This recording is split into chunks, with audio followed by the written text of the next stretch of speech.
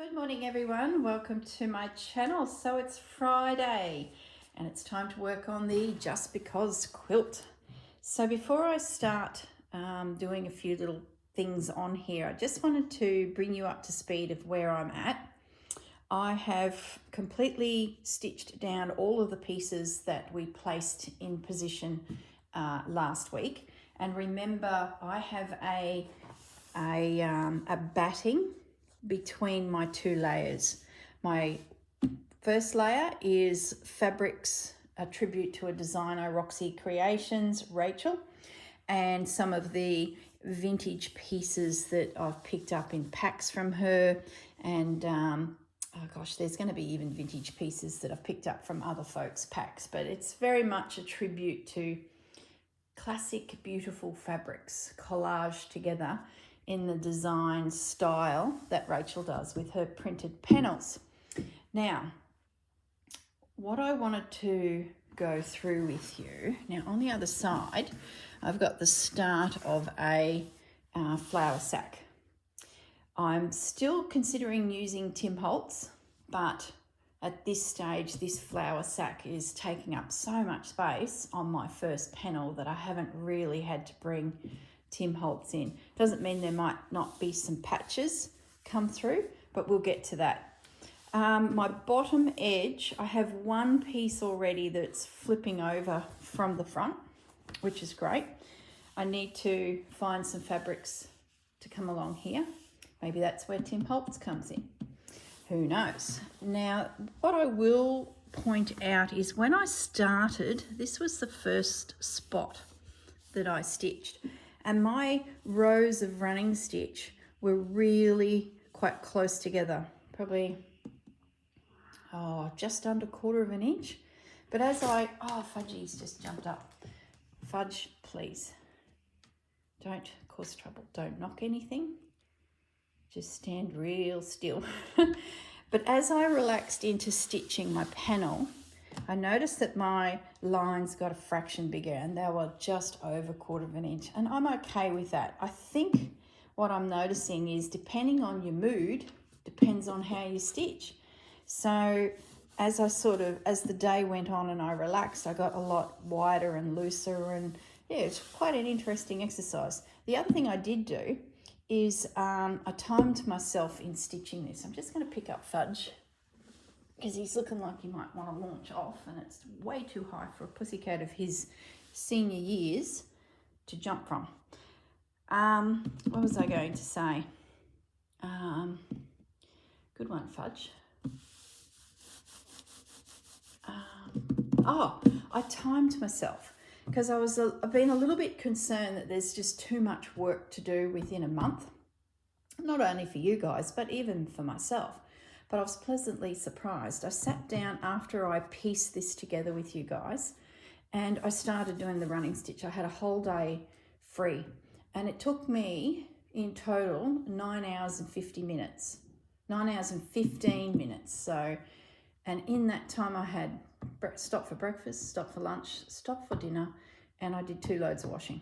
So I was pretty pleased with that. So that sort of gave me the confidence that if for some reason my month slides on or the week slides on and I'm like, I must pick it up to keep, the videos going, I know that if I can at least find that one day where I hit it hard, I can pull that off, or at least do a couple hours every night or every lunchtime, whatever.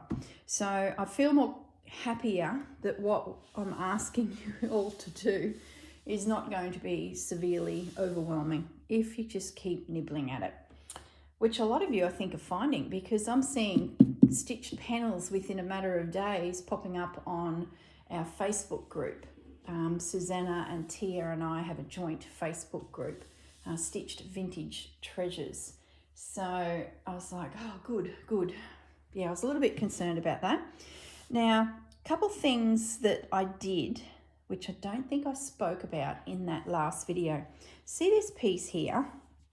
I'm going to call that like a tapestry piece. It's not tapestry fabric. It's a heavy linen printed upholstery fabric with these big, gorgeous designs. And I've got a few of them in my cupboard that I'd love to stitch into. So what I decided as I was coming along here, let me just zoom in a little bit so you can see. As I was stitching along here, I got to the edge of that flower and I thought, well, if I do some stitching here, I don't want the running stitch interfering with what I plan to do here.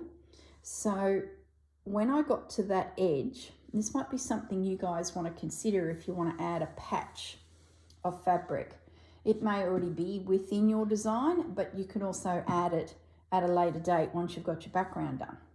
Like this spot up here would be perfect for a patch of beautiful fabric, but you might want to get some running stitch in to make it look like it's part of it, but stopping at the edge of that flower so you can do something else. When I brought my needle through to the back, I kept going, but I just made sure I didn't come through. So that actually is a continuous stitch. But from the front, you can't see it. From the back, there she is running through. So they just all look like they're continuing.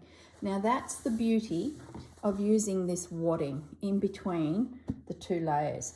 It's going to allow us to not go through to the full side or to the opposite side. It's going to allow you to sneakily slither through that wadding and pop up where you want to. I think that was a message that I sort of felt like I may not have communicated as well, but you know, to be honest, I sort of needed that time to sit and stitch myself as well and go, okay, well, what's the next stage? How are we going to add all of these embellishments? Now, in that video, remember I had a piece of fabric sitting here that was plain. It was a, let's see if I can grab it. It was a piece of, here it is, a piece of old hemp. Well, it was bigger and it sat here for the week. And then I come along and saw it, and I was stitching into one of my Christmas panels for the retreat girls, finishing off the neutral panel, and I saw it and I grabbed it and I cut a piece off of it. So that piece sort of got pitched for something else, which leaves me a spot that is completely stitched, but there's nothing there. And I thought, well, that is another way to show you that if you've got a gap and you haven't yet found the perfect piece, or you want to do something a bit special or add something special, and this is sort of the later weeks of our month, is putting on the special elements. These patches are okay if you don't have them on week one, and you just stitch through. So on the back, we're nice and secure, that's all done.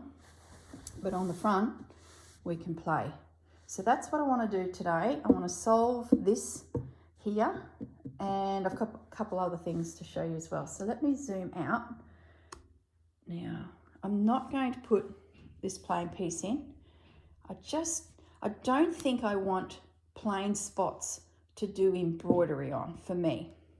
I think I want to gather embroideries that I love and I'm hoarding and put them into the piece. So when this is on my lap, I'm looking at someone else's work, not my own. And I think that's sort of what I want my quilt to feel like. A little bit more, no pressure. This is not a Corinne embroidery here. This is goodness knows whose piece. Does that make sense? Yeah, anyway, it's hard to explain what I mean. So I've got here some scrappy bits that have been rolling around. This little piece is not a Rachel, but it is a piece that represents my time quilting. So I did a lot of red work quilts. So I'm going to put that there. Then I went back through Rachel's selection of fabrics that I've purchased numerous times. Let me grab my scissors. And I just picked out some of the script. When in doubt, add script. So I'm just going to trim that back now. And I'm going to put that there.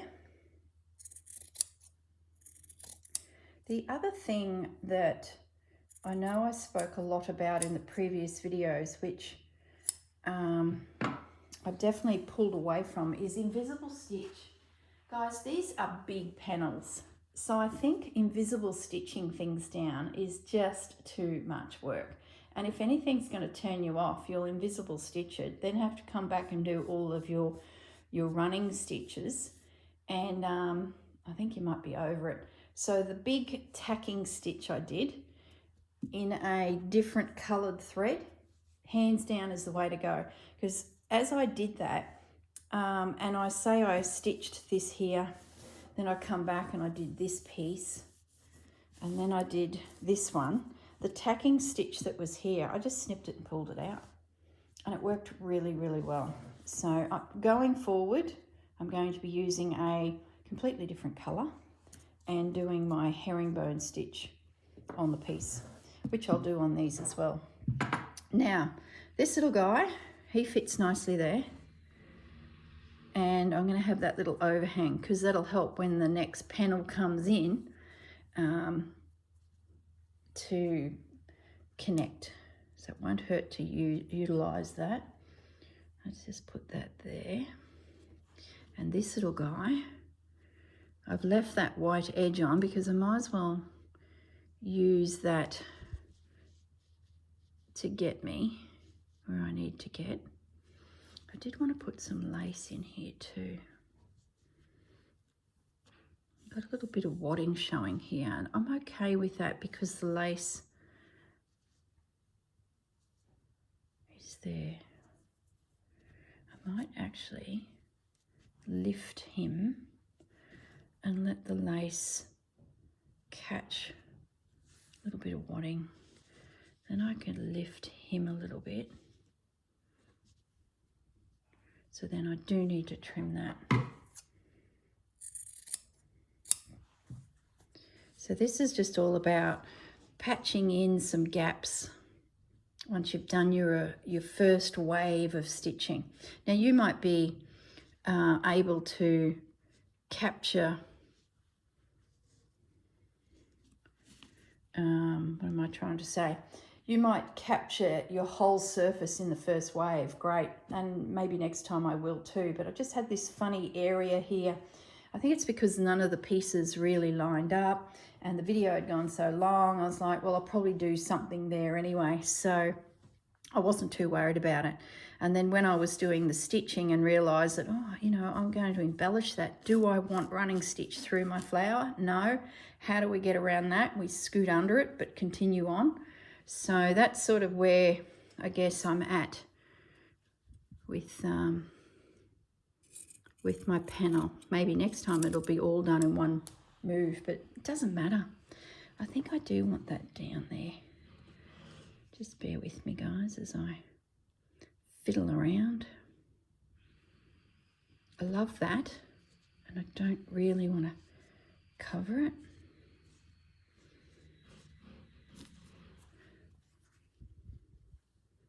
And I love that. It picks up on that blue. And if I trim that down,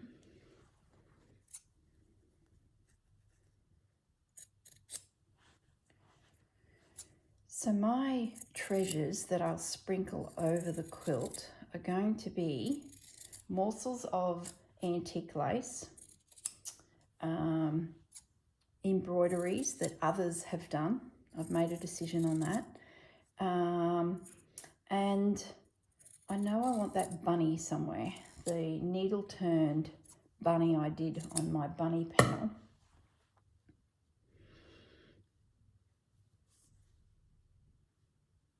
It's just not quite big enough. I might just leave that. We might have to go looking elsewhere.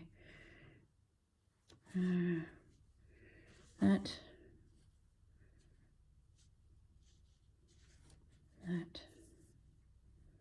No, just has to be like that, I think.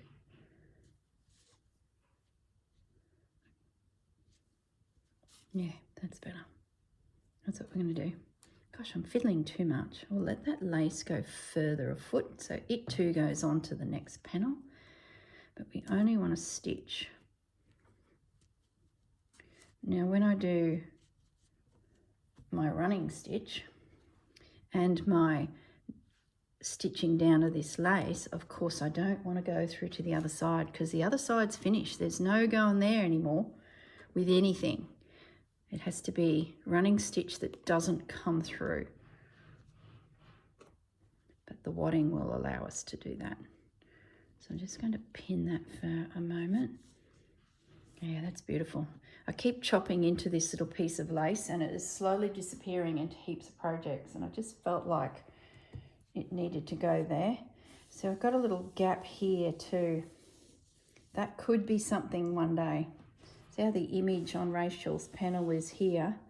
There's a lovely little pocket of air. Now let's see if that will fit. Yes, it will. And that can come into there.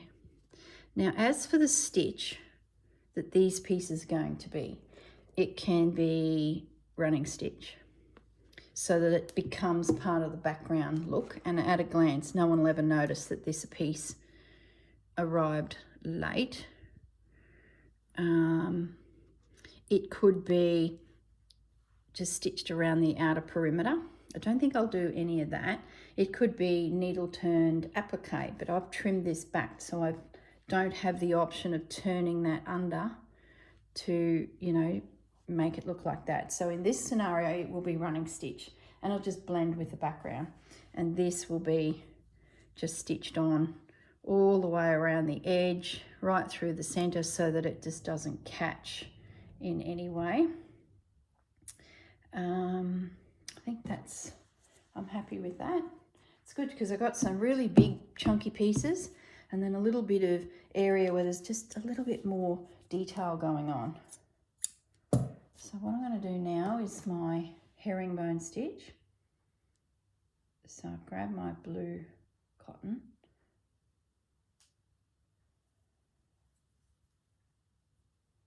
Now you might look at your piece and go, all right, well, we're at the stage where all surfaces are secured. We have our quilt panel, and now it's time to embellish. Now we've got still 3 weeks or 3 Fridays. So you might start looking at some of these spots and go, well, what could I add here? Maybe it's another piece of beautiful fabric. So you might decide to put a patch in here and then pick up your running stitch and stitch it in. You might say, well, this is going to be the bottom corner of my quilt. So now I can start thinking about the edge. This back's finished. This edge needs to be finished. So there's that little job to do as well. So what I'm going to do now is just stitch these little pieces down. Might just move that lace out of the way for a moment, and then I can come back later with my running stitch. Now I'm working back the other way, so my herringbone stitch isn't going to be as classic as it was, but it doesn't matter. The main thing is that it's tacked down, or a tacking stitch. So I'm sort of showing you a non-herringbone stitch here, but it will do the trick. It's still way quicker than doing invisible stitch. Like if I had time, I probably would, but because I love doing it. But I think something like this, just a tacking stitch. I'll get some more blue thread and I will show you again that herringbone stitch. I learned it when I was quilting the layers together, and you'd put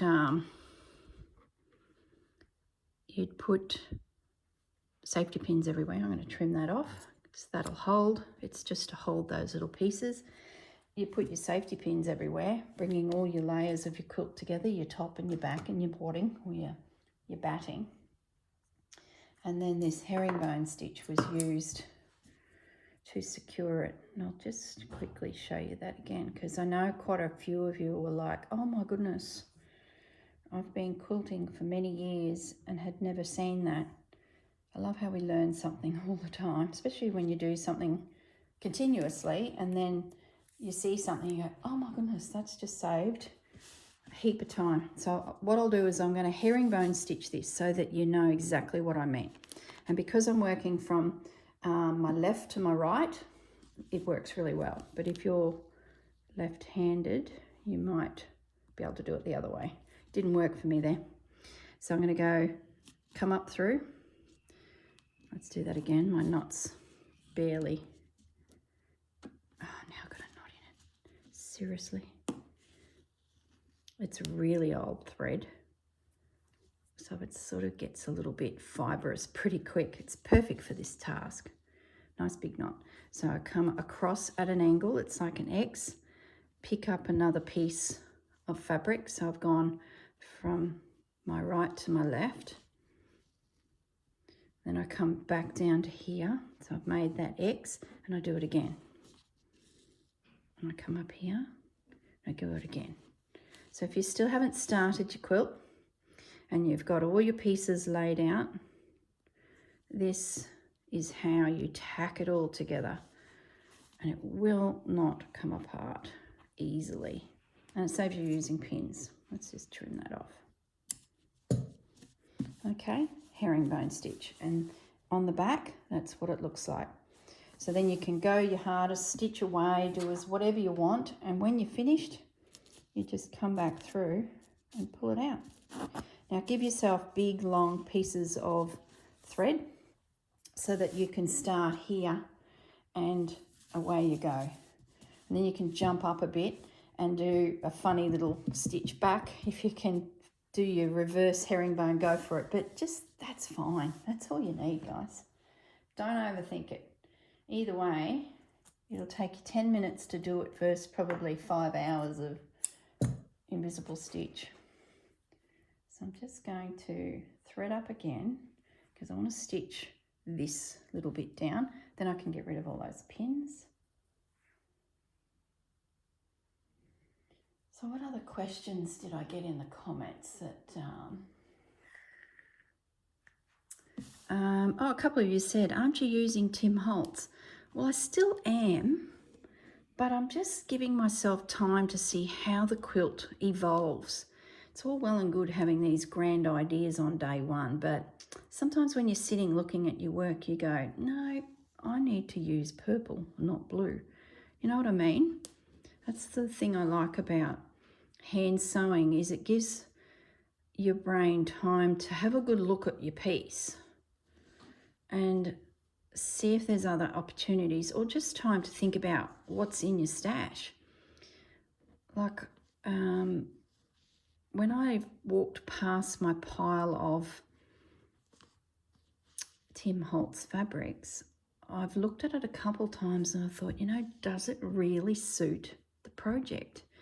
And I don't want to go and chop into it and go, oh, that just is a completely different style of fabric.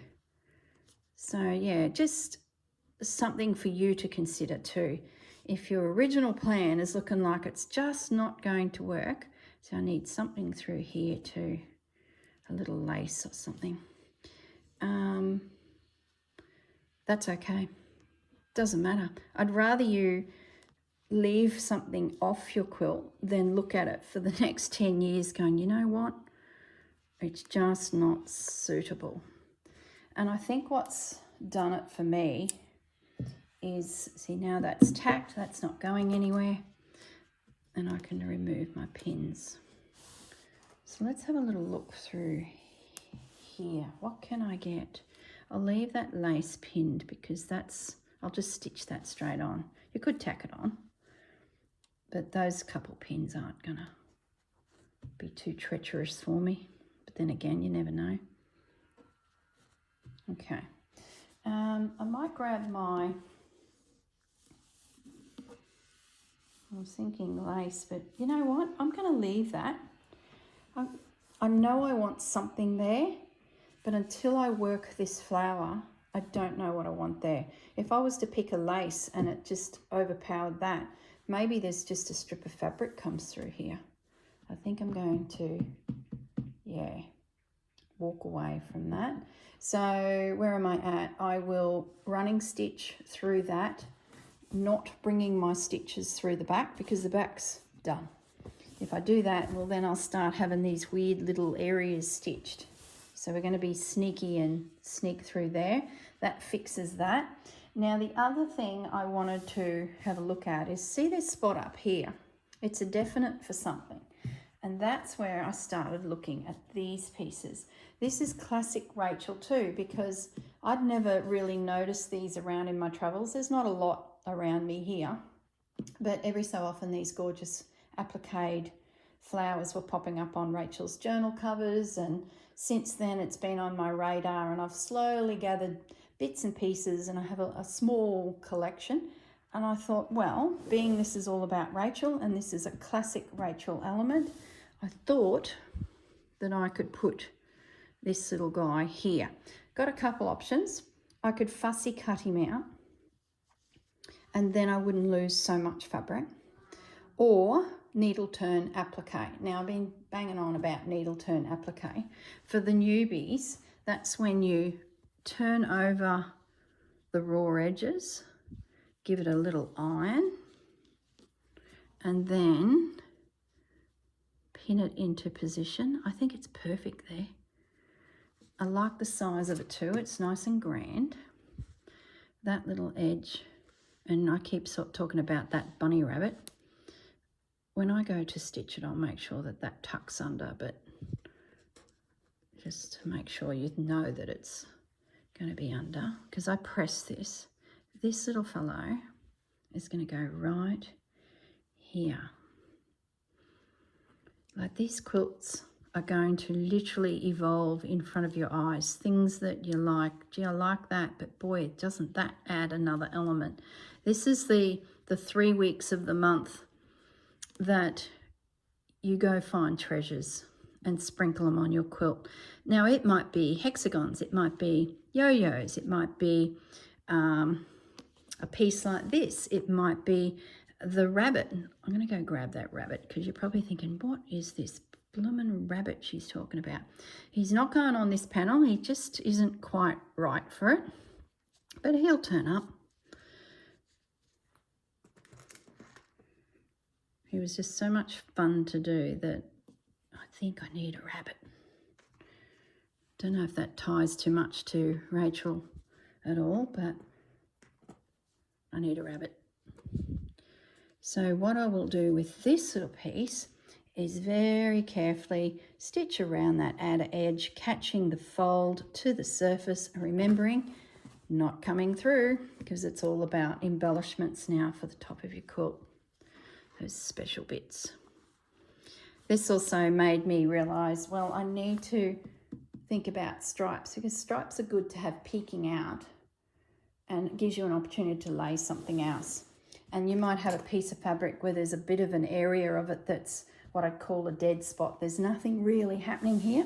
This is another little spot here. This potentially could be something at a later date when that panel joins in, because there's nothing there that's precious to me, nothing here that's precious. So that might be something. It might not be, who knows. Now, let me show the rabbit. Hang on. Let's get the bunny.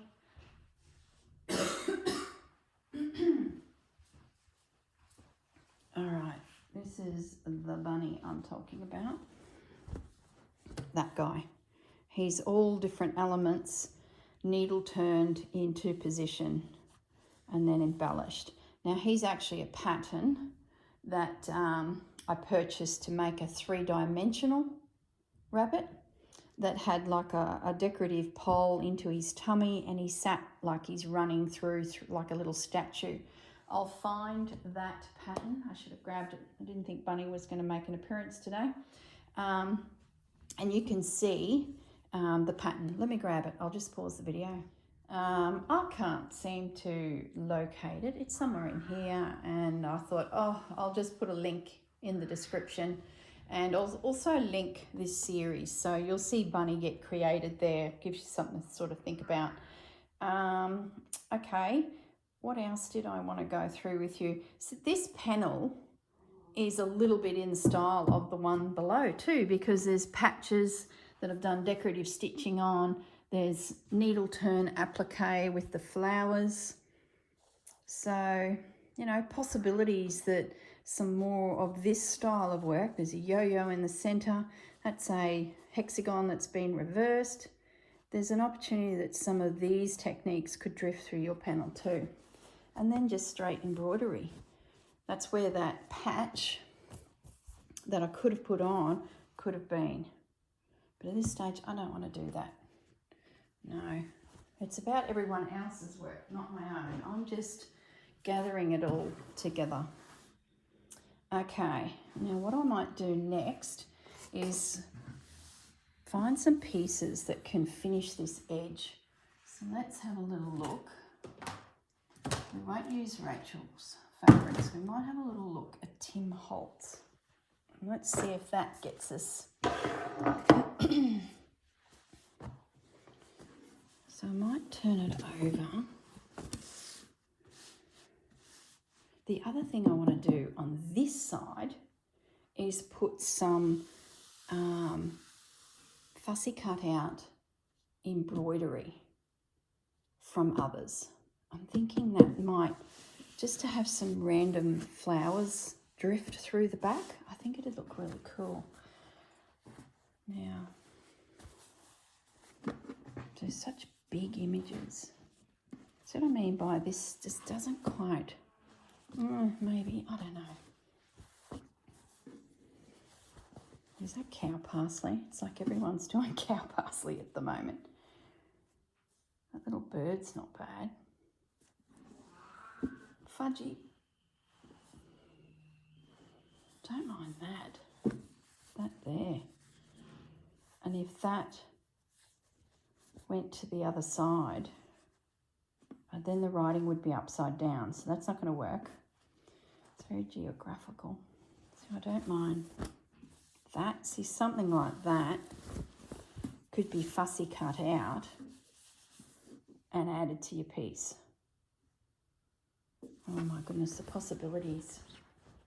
I don't think there's anything on that is grabbing me.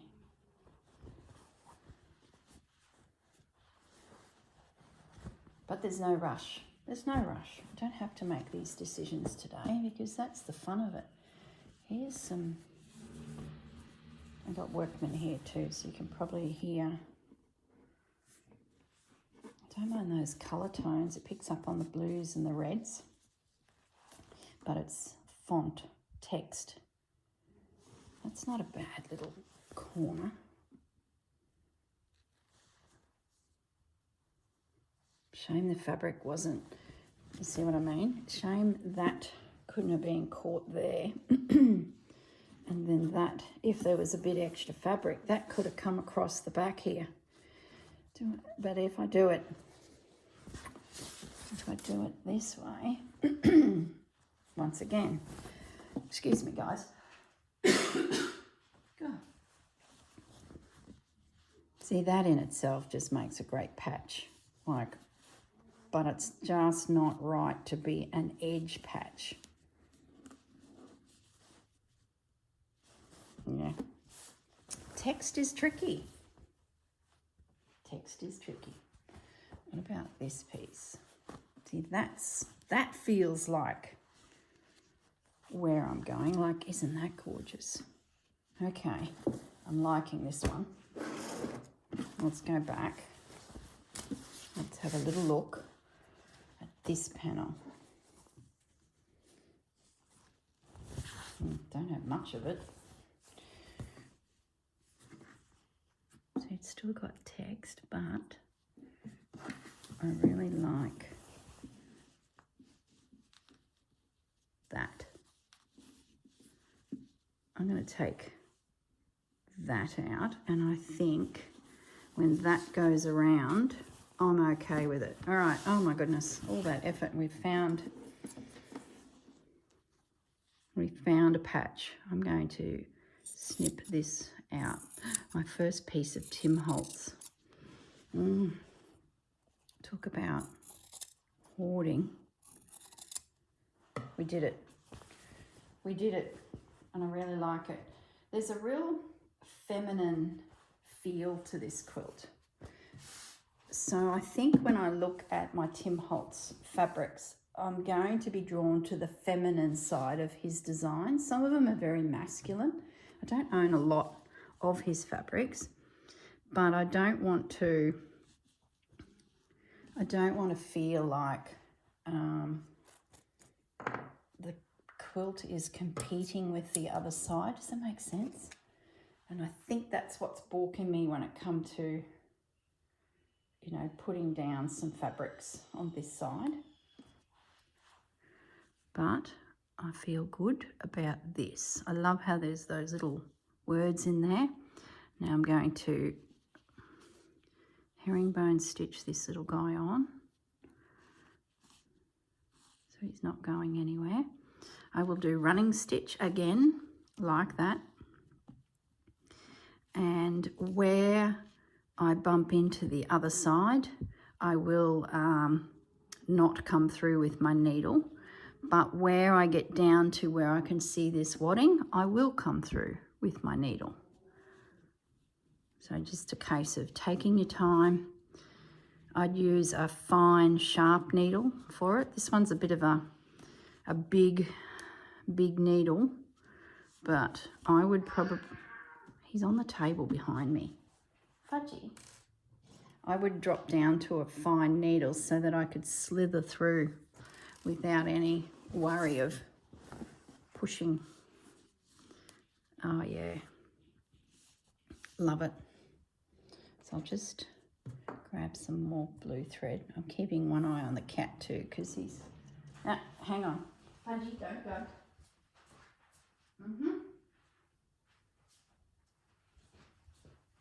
There we go. Talk about active today. Fudge, time to go back to bed, buddy. I think it's because there's workmen outside. So there's just activity, and he's, oh, now he wants the door open. Oh my goodness, Fudge.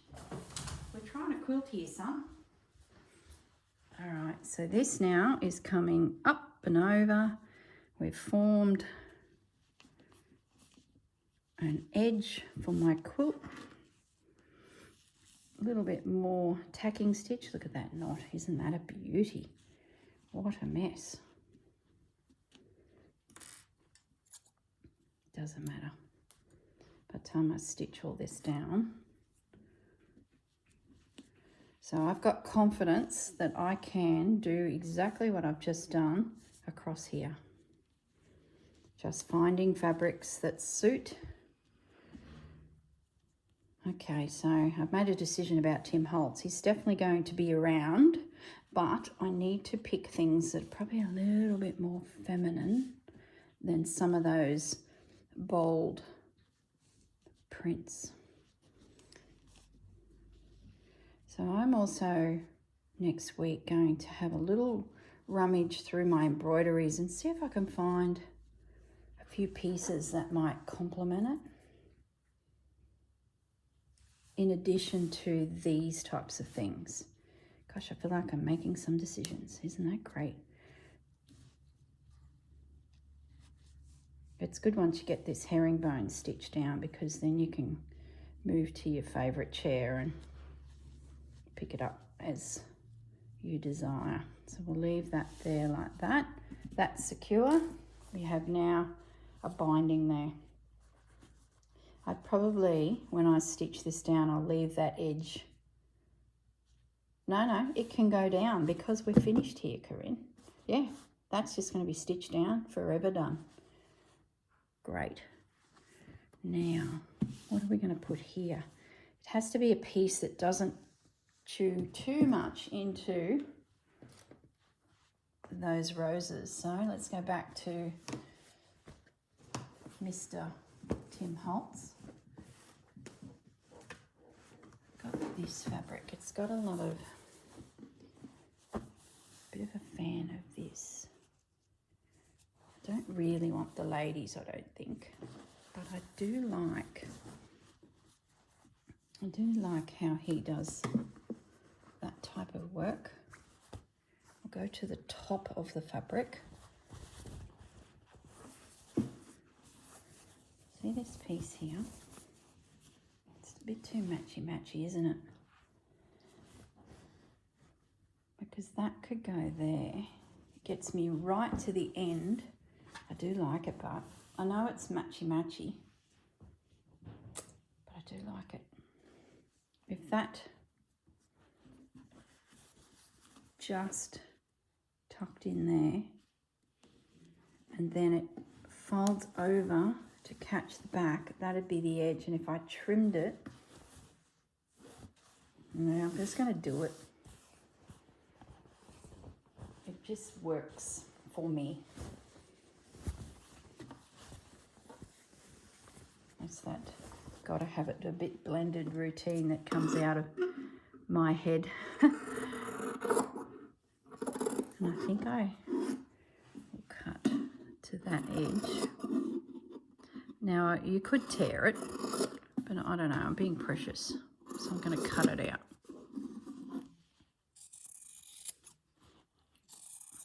Because it's a bit longer, it'll go on to the next panel or the next edge. Yeah, I like that piece. So there you go. I'm into the Tim Holtz again, but a more feminine piece. Like some of this calendar would be great as a panel on the other side.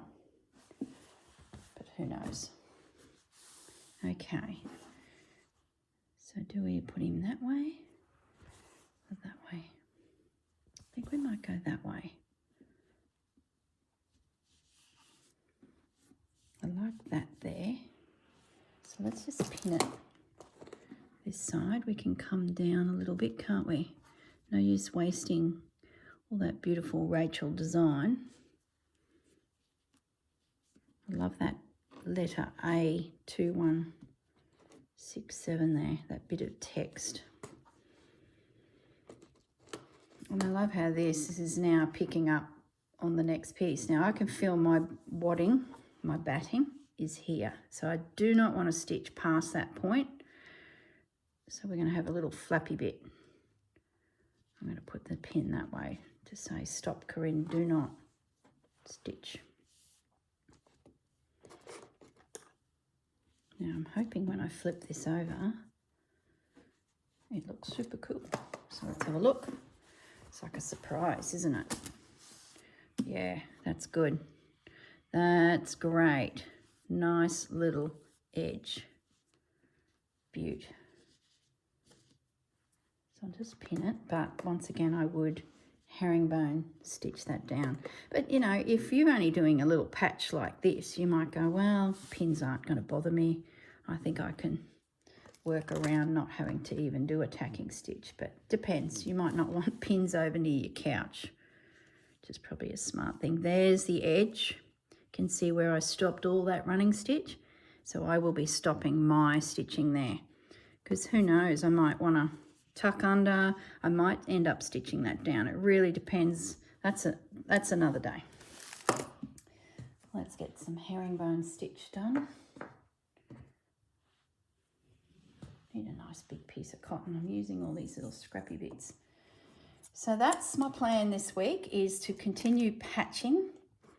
I can work on this bottom edge. I can stitch down my applique flower that's going up on the front. Is there a front and a back to this quilt? You know, that was another thing I was sitting there thinking about. Your quilt really is just double-sided, isn't it? There's no front or back if you start embellishing everywhere. So it was another thing that sort of popped into my head. I was very front and back focused when I was talking you through the original idea. But I don't know. It has evolved, which is great. You know, I didn't want to plan it to the nth degree. Even when I sat down a month or so ago with this idea, I started writing week 1, lay down all your backgrounds and stitch it all together. Week 2, look for a element that is floral or a bird that is patched on, which is what I'd class as that. Week 3, look for a treasure. And then that could be an embroidery from your grandmother that you fussy cut out and add to your piece. Like I really feel like I need something through here. And then, well, what's week 4? Catch up. finish it. So yeah, there's no prompts as such. It is just a collaboration of ideas. We have 12 months to go. Oh, I'm going to do a rabbit. No, this time I'm going to do a log cabin that I've hand stitched. I might do a series of hexagons. And you know what will happen, I think, is you will go back to other blocks like this one, and suddenly some little hexagons might appear here. Who knows? I guess what I'm trying to say is don't plan too much. Have a rough idea. Sit and enjoy the stitching process of your quilt and see what happens. So, yeah. If you need a little bit more structure than that and you want something each week, well, then you might just have to watch the videos and go, oh, well, I like that idea. I might go back and find block number 4, which is a little bit lacking detail of something, and you might add it into block number 4. So I sort of want to get to the stage where I'm looking for lots of different techniques within the category of needle turn applique and embroidery to embellish my quilt. And like I said, I might end up pulling this guy back and going, well, I can do something there or there. Yeah, that's where I feel like I'm heading with it. I think I know some of you are thinking, this is so massive, but if you just do block by block, I think other blocks will come back into your vision that you've completed when you have then another idea. I need to actually go. Okay, I'm back. Sorry about that, guys. There's a tradesman outside and he tapped on the glass to talk to me. So I had to quickly bolt and go. Now, where were we? So that's all tacked down, ready to go. So I can take his pins out. And we've got the bottom edge sorted.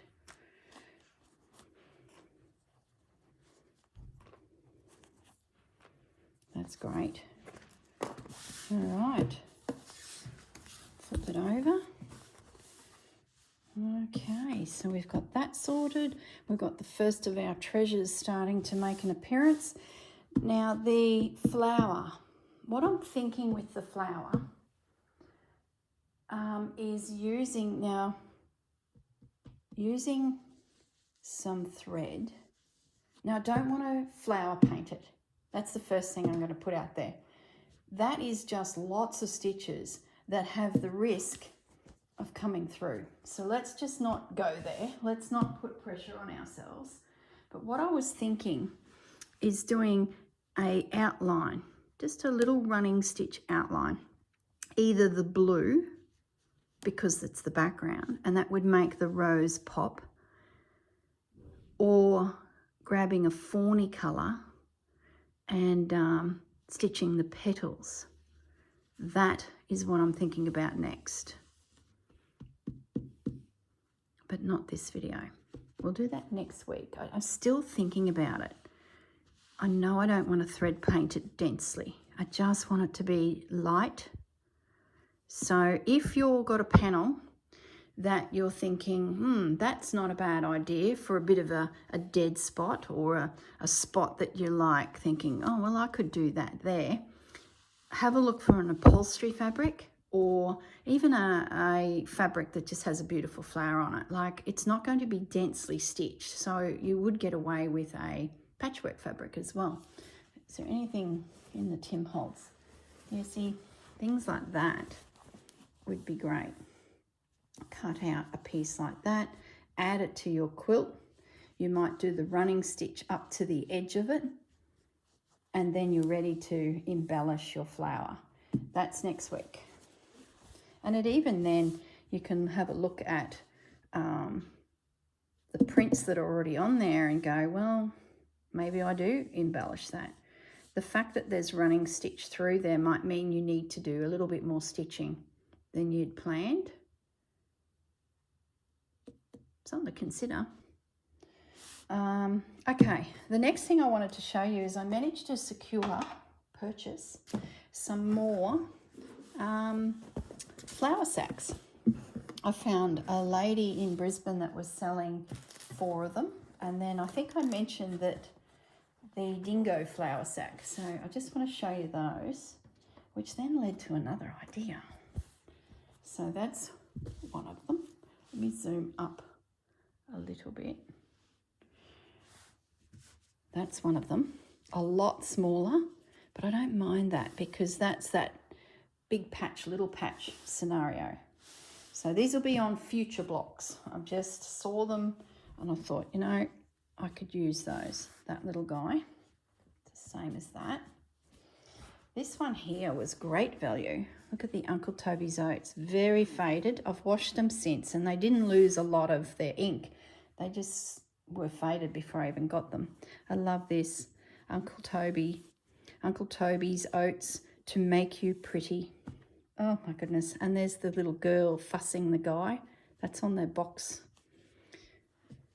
labels. Love how it's got a bit of red. Was at an exhibition in London in 1908. I'm going to say that's 8. This bag I don't think is 1908, but it's definitely them awarded. Can't quite make it out. It's definitely their trophy, so to speak. They're telling everyone of their win.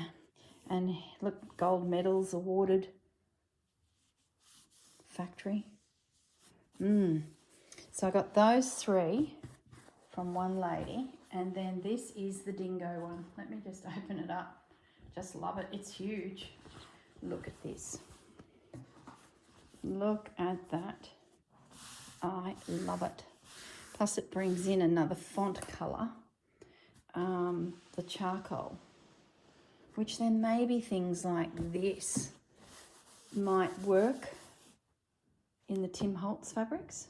This quilt is really going to evolve, and I think if I can tell you anything, let it evolve. And if you find you're heading off slightly in a different direction than what you planned, go with it, because you can always go back to the very first panels and add an element to it that links it to the rest of it. So don't stress about it.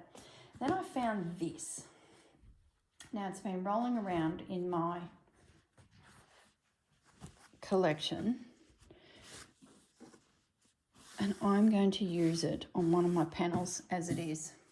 It just fits, and this is why I was thinking about embroidery coming in, but just a little bit. I don't want it to be dripping in embroidery. And I thought, well, someone has attempted to stitch that. I love it. I'm not going to stitch it because remember, Corinne's not doing any embroidery here. I just want to gather treasures so that when this is, so when this is on my lap, I can enjoy this piece. So I would say I might take the half and pop it somewhere. And then I've still got that somewhere else. Who knows? But this is now sitting in amongst, is sitting with my dingo. Oh my goodness. And my flour sacks. Now, I mentioned that Susanna has a couple as well. And Anita, one of my subbies, who we've done exchanges of bits and bobs with before, she reached out and said, oh, I think there's some in her stash. So I think I'm going to have plenty of feed sacks to get me over.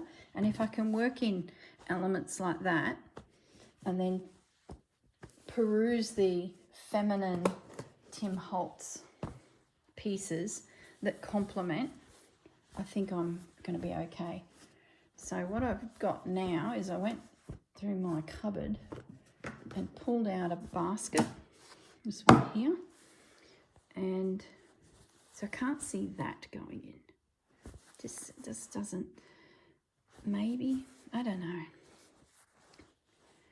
maybe, but you've got to remember too, we're only looking for little pieces, so I guess it comes down to the colours. But in this basket is Tim Holtz and the flour sacks. I've got my Rachel basket, which is here. Now I've had another delivery. Yay.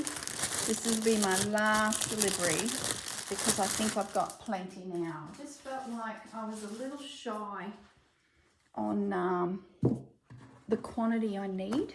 You sort of underestimate how big this quilt potentially is. An extra inch on a block, you know, that's a lot of inches going, you know, forward on your piece, you know, all adding up. So I'll just give you a quick flip through. So if you're considering purchasing some of Rachel's fabrics, I'm just going to show you. Oh, look at that.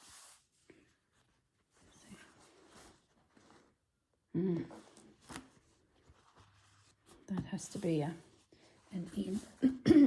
I think these are some extra bits that she's popped in my parcel. Thank you, Rachel. Oh, look at that. See, that's another fabric, toile. I've got a stash of toile in the cupboard that I could use. See, there's another idea. That would work. Look at you. See, just a little slither of that blue. So there's that one. I think I've got plenty now. I'm not going to be tempted anymore. So Rachel, if you see my order pop up, just say, now listen here, girl, I think you've got enough. It's in the wee hours of the morning when I go, oh, I'll just have a little look.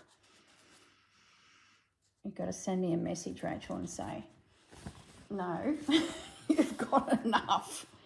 Oh, look at it. Oh, love that. When I was doing journals with Rachel's kits, that was one of my go-to favourites. Just loved it. Oh, and that one. Oh, love it. Okay, now those are little side pieces, I believe. I don't think I ordered those. This is just a little gift. But I know I ordered a little element pack. I ordered some more pages. And these are the French ladies or Italian ladies. Oh, look at that. Oh, gosh. Oh, my goodness. Look at that. Imagine something like that joining even the back. See what I mean by you're going to come across pieces of fabric in your stash that might send you in a completely different direction. But that's okay. Don't worry about it. Just go with it. You might have a block that's a bit plain and something pops up and you go, oh, well, that fixes that. Just beautiful. So these are linen. The little ephemera pieces were cotton. I'm doing a mix. Oh, look at that. Just that corner. Is that gorgeous? Yep. Beautiful. See the pink? Look at the girls. See, that's a good thing to think about too. Do the girls really suit this piece? Maybe I save the ones with the girls. I think there's 2 there for another project another day. Gosh, they make a gorgeous journal cover. Where was the other one that had the girls on it? Because this is very floral, I'm thinking. See, and that will, excuse me, hang on guys. There is so much smoke around here at the moment. The national parks are trying to do a bit of a controlled burn off around perimeters of the park that meet civilization. And the air is thick and I can feel it and it's catching us in the nose, in the throat. There we go. I'd be tempted to, enough's enough, girl, you don't need the girls. But, you know, who knows? Who knows? Maybe, I don't know. No restrictions, whatever. Take the stress off yourselves, guys. So I can pop that in the basket, the Rachel basket. I do have that sorted by category, But I'll just chuck it in there for now because you know how it goes.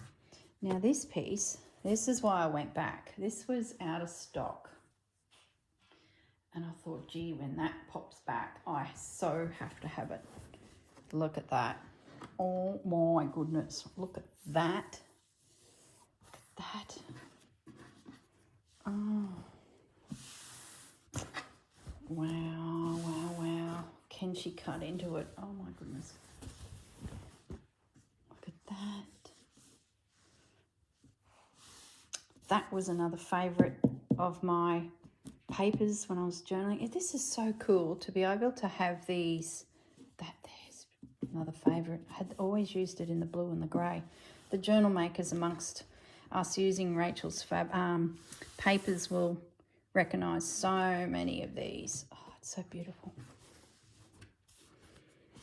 You can just see the years of collecting here. Like, it's an absolute credit to you, girl. Look at that denim-y blue, and then pop the teal. So, there's my new Rachel fabrics into the basket. So I've got my Tim Holtz basket. I've got my Rachel basket. Now the other basket that I'm got sitting here is my doilies, but there's not many. And it's a big basket, so underneath them, okay, just move them out of the way. I've got some doilies. So I found a little tray because, you know, and these are just some recent ones. And I don't want to go digging. Oh, that's the one we did. Don't want to go digging too far because it just becomes bigger and Ben-Hur, and I'm sure there's enough. So we've got a little doily tray which can sit here. This is, all right, move that out of the way. This is the video I did where I stitched some pieces myself coming from designs that I just loved, and I was potentially hoarding a little, so I've reproduced them. I'll link that video below as well in case you did decide to do some stitching. And the one that was inspiring me, I didn't think I had much to say this video, but obviously I do. It's always the way. No, it's not in there. Anyway, doesn't matter. I don't think I'll use it because, like I said, I don't really want to be looking at my work as such, but it's in there. They are just some little scrappy bits that I might use, and they're just charms. So there's a little bit of French General in there. Pashmina. Some of you were asking me what this one was. Pashmina. It's an older one.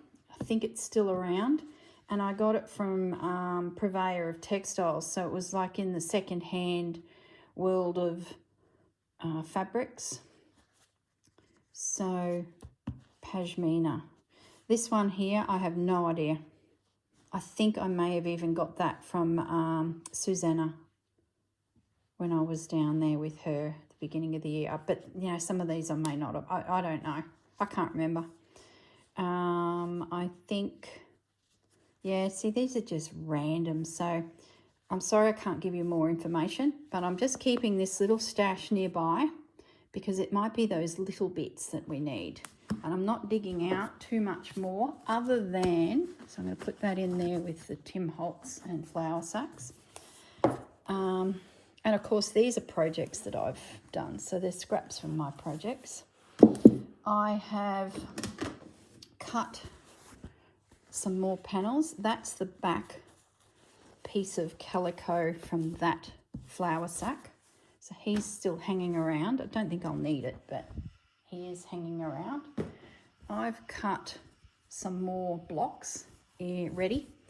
I've run out of this cotton wadding, so I'm just going to wait until it comes on sale and pick up some more of it. And I think these two are slightly different. Like I went through my cupboard and got rid of lots of scrap. So 1, 2, 3, 4, 5, 6. So I've got 6 blocks pre-cut. Put this one back.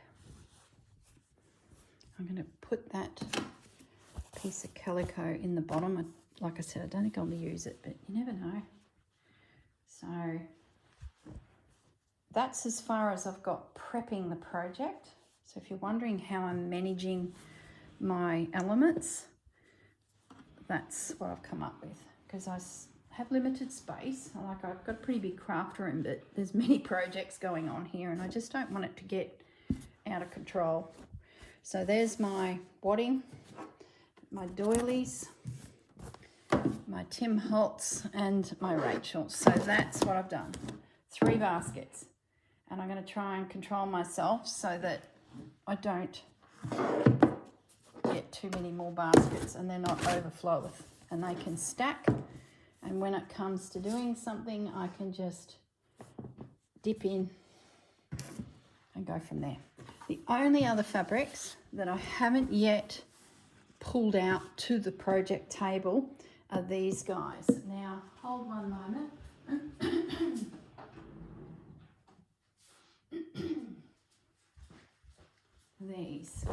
These are Sanderson upholstery fabrics. I'm going to leave them in my cupboard, and when I need something I'll go looking for it. Like, look at that. Because the other issue I've got is a lot of these are big, beautiful, complete prints. So to cut a piece out might just be too much for me. I don't know. So I'm not going to pull them out. That's just bulk. I do not need amongst the project. I know they're there. Maybe this only happens once or twice on a block. You know, maybe bunny becomes something on a block and then we don't have room for that. And then by the time I add a little bit of that, maybe a bird appears somewhere else. I don't know. So I'm not adding them to my stash. So I think that's it, guys. I'm going to leave it at that. That last section of the video was really for the beginners of how to manage your project without it exploding into a mess.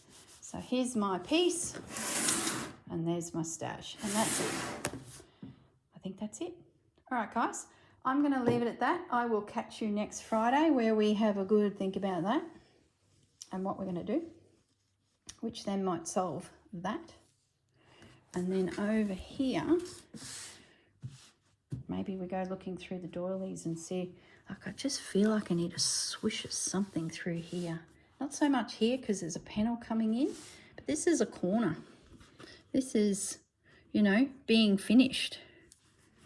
I feel like I could anchor through here, something. Anyway, that's a decision for another day. All right, guys, I'm going to leave you be. Goodness knows how long this video is. If you've got any questions, whack them in the comments below and I'll do my best to answer them and we'll go from there. All right, guys, bye.